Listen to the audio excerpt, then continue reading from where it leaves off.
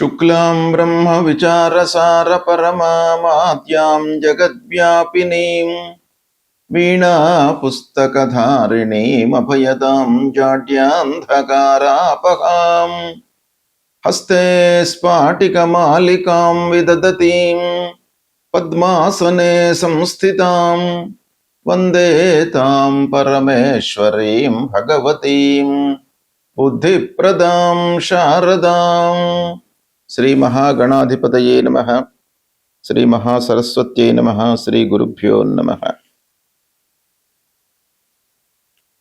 శుక్రగోచారము అంటే శుక్రుడు సంచరించడం మూలకంగా ద్వాదశ రాశులలో జన్మించినటువంటి వారికి ఎలాంటి ప్రభావము ఉంటుంది, ఎలాంటి ఫలితాలు ఉండబోతున్నాయి అనేటువంటి విషయాన్ని మనం చూసినట్టయితే, శుక్రుడు ప్రతి మాసము ఒక రాశి నుండి ఇంకొక రాశికి మారుతూ ఉంటాడు. మారినప్పుడల్లా మనకు ఒక స్థానం కూడాను మారుతోంది. ఉదాహరణకి జన్మస్థానంలో ఉన్నటువంటి శుక్రుడు రుజుమార్గంలో ప్రయాణం చేస్తున్నట్టయితే ద్వితీయ స్థానంలోకి వెళ్తాడు. ఇలా స్థానము మారుతూ ఉన్నప్పుడు మనకు ఆ శుక్రుడి మూలకంగా ఎలాంటి ఎఫెక్ట్ ఉంటుంది, ఎలాంటి ఫలితాలు ఉంటాయి అనే విషయము చాలా ముఖ్యమైనటువంటిది. శుక్రుడు చాలా ప్రధానమైనటువంటి గ్రహము. శుక్రుడి మూలకంగా మనకు జీవితంలో అన్నిటికంటే ముఖ్యమైనటువంటిది ఆనందము, సౌఖ్యము, సుఖము, ఇలాంటివన్నీ కూడాను శుక్రుడి మూలకంగా కలుగుతాయి.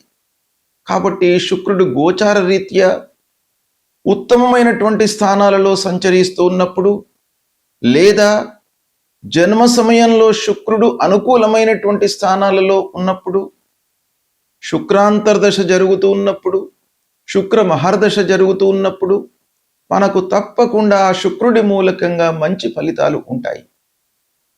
అంటే సంపాదన, చదువు ఇవన్నీ కూడాను ఎలా ఉన్నప్పటికీ మనిషికి జీవితంలో ఆనందము, సంతృప్తి అనేటువంటిది ముఖ్యమైనటువంటిది. కాబట్టి శుక్రుడి మూలకంగా ఇది కలుగుతుంది. ముఖ్యంగా మహిళలకు శుక్రబలం చాలా శ్రేష్టము అనేటువంటిది శాస్త్రం చెప్తోంది. స్త్రీణాం శుక్రబలం శ్రేష్టం అని. స్త్రీలకు, ముఖ్యంగా గృహిణులకు ఇంటి వాతావరణము ఇవన్నీ కూడాను అనుకూలంగా ఉండి వాళ్ళు సుఖంగా, సౌఖ్యంగా, సంతోషంగా ఉన్నట్టయితే అందరూ కూడాను, పిల్లలు, పెద్దలు అందరూ కూడాను సుఖమయమైనటువంటి జీవితాన్ని గడపడానికి అవకాశాలు ఉంటాయి. కనుక శుక్రుడి యొక్క గోచారానికి అత్యంత ప్రాధాన్యత ఉంది. అయితే ఈ శుక్రుడి గోచారం మూలకంగా ఎలాంటి ఫలితాలు ఉన్నాయి అనేటువంటి విషయాన్ని మనం తెలుసుకుందాం. ధనుస్సు రాశి వారికి శుక్ర గోచారము ఎలా ఉంది? 4 జూలై 2026 నుండి 1 ఆగస్టు 2026 మధ్య కాలంలో సింహరాశిలో సంచరిస్తున్నాడు శుక్రుడు. సింహరాశి శత్రుస్థానం అవుతుంది శుక్రుడికి. అంటే సూర్యుడు సింహరాశికి అధిపతి గనక సూర్యుడు, శుక్రుడు శత్రుగ్రహాలు. అలాంటి శత్రుస్థానంలో శుక్రుడి యొక్క సంచారం జరుగుతుంది. అయితే ధనుస్సు రాశికి భాగ్యస్థానం అవుతుంది సింహరాశి. అంటే అదృష్ట స్థానంలో శుక్రుడు సంచరిస్తున్నాడు. ఇది చాలా గోచార రీత్యా మనకు కలిసి వచ్చేటువంటి అంశం. కనుక ఈ 9వ స్థానంలో సంచరిస్తున్నటువంటి సమయం లోపల మీకు అదృష్టం బాగా కలిసి వస్తుంది. పనులు నెరవేరుతాయి. అనుకున్నవి అనుకున్న సమయంలో మీరు పూర్తి చేసేటువంటి అవకాశాలు ఉన్నాయి. కాబట్టి కొంత మీరు ఎఫర్ట్స్ పెట్టి, అంటే మీ లోపల ఉన్నటువంటి స్కిల్స్ను ఉపయోగించి పనులు చేసినట్టయితే చివరిలో మీకు అదృష్టం కలిసి వచ్చే అవకాశం ఈ సమయం లోపల కనబడుతుంది. పెద్దల యొక్క సహాయ సహకారాలు అందుతాయి. మీరు చేస్తూ ఉన్నటువంటి పనులలో అనుభవజ్ఞుల యొక్క సూచనలను మీరు తూచా తప్పకుండా పాటించడం మూలకంగా మీకు మంచి ఫలితాలు కనబడుతున్నాయి. ఇకపోతే ధార్మికమైనటువంటి పనులపై మీకు మనస్సు పెరుగుతుంది. ధర్మ కార్యాచరణ అనేటువంటిది బాగా ఈ సమయం లోపల మీరు చేపడతారు. నలుగురికి సహాయం చేయడము, చదువు కొరకై మీరు సహాయం చేయడము, తర్వాత పెద్దలను గౌరవించడము, తల్లిదండ్రుల యొక్క సహాయ సహకారాలు తీసుకోవడము, ఇలాంటివన్నీ కూడాను ఈ సమయంలో మీకు జరుగుతాయి, అనుకూలంగా ఉన్నాయి. తీర్థయాత్రలు, విహారయాత్రలకు కూడాను అనుకూలమైనటువంటి సమయము.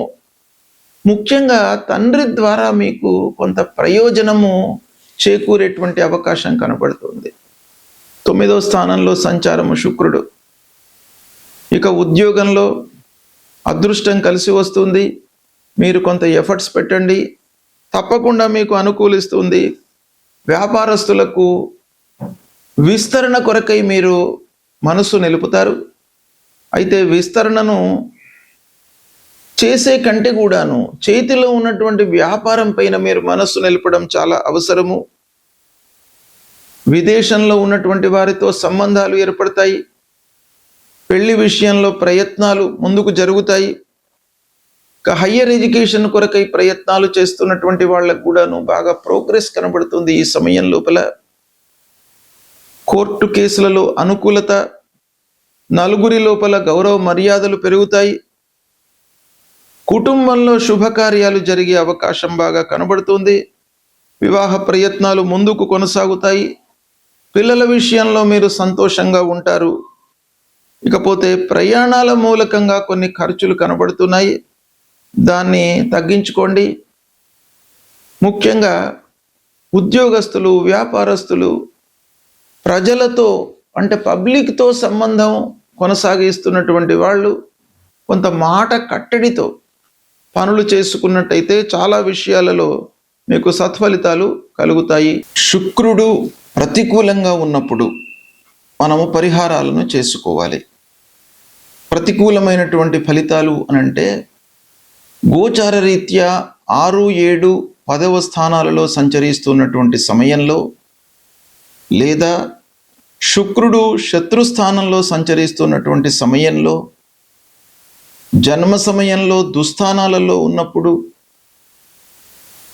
వీటన్నిటినీ కూడాను మనము దృష్టిలో పెట్టుకొని శుక్రుడికి సంబంధించినటువంటి పరిహారాలు చేసుకోవాలి. శుక్రుడు చాలా ప్రధానమైనటువంటి గ్రహము. మనకు ఆనందాన్ని, సౌఖ్యాన్ని జీవితంలో ఇచ్చేటువంటి గ్రహము కాబట్టి శుక్ర బలము అనేటువంటిది చాలా ముఖ్యం. కనుక శుక్రుడి పరిహారాలు తప్పకుండా చేసుకోవాలి. ఏం చేయాలి శుక్రుడి కొరకై, ఆ శుక్రుడి యొక్క అనుగ్రహాన్ని పొందడానికి అనేటువంటి విషయాన్ని మనం చూసినట్టయితే, ప్రతి శుక్రవారం కూడాను మహాలక్ష్మి అమ్మవారిని మీరు పూజించండి. ఆ మహాలక్ష్మి అమ్మవారిని పూజించేటువంటి సమయంలో, ఆరాధన చేసేటువంటి సమయం లోపల తెల్లని పుష్పాలను మీరు వినియోగించండి అమ్మవారి కొరకు. అంటే మల్లెలతో అమ్మవారిని ఆరాధించండి, అర్చన చేయండి. మహాలక్ష్మి అష్టోత్తరాన్ని మీరు పారాయణం చేయండి, శ్రీ సూక్త పారాయణం చేయండి. ముఖ్యంగా స్త్రీలకు, మీరు ముత్తైదువులకు తాంబూలాలు ఇచ్చుకోండి. తెల్లని వస్త్రాన్ని దానంగా ఇవ్వండి. ఇక పిల్లలకు, చదువుకునేటువంటి విద్యార్థులకు పుస్తకాలు కానివ్వండి, పెన్నులు కానివ్వండి, లేదా వాళ్లకు ఉపయోగపడేటువంటి సలహాలు చదువు కొరకై మీరు చేయండి. మీ స్థితిని అనుసరించి వాళ్ళ చదువు కొరకై ఉపయోగపడేటువంటి ఆర్థిక సహాయాన్ని కానివ్వండి, లేదా సలహాలను కానీ ఇచ్చినట్టయితే ఆ శుక్రుడి యొక్క అనుకూలత మీకు కలుగుతుంది. ముఖ్యంగా శుక్రుడికి సంబంధించినటువంటి మూల మంత్రాన్ని చదువుకోవడము, అమ్మవారిని యొక్క దేవాలయానికి వెళ్ళి అమ్మవారిని ఆరాధించడము, అర్చించడము మీరు చేసినట్టయితే చాలా మంచి పరిహారాలు కలుగుతాయి. ఆ అమ్మవారి యొక్క అనుగ్రహం మూలకంగా శుక్రుడు మీకు అనుగ్రహిస్తాడు. తద్వారా శుక్రుడి మూలకంగా కలిగేటువంటి ఆ దుష్ప్రభావం ఏదైతే ఉందో అది దూరం అవుతుంది. అమ్మవారి యొక్క అనుగ్రహం కలుగుతుంది. తద్వారా మీకు శుభ ఫలితాలు కలుగుతాయి. కనుక అమ్మవారిని పూజించండి, సత్ఫలితాలను పొందుతారు. శుభం.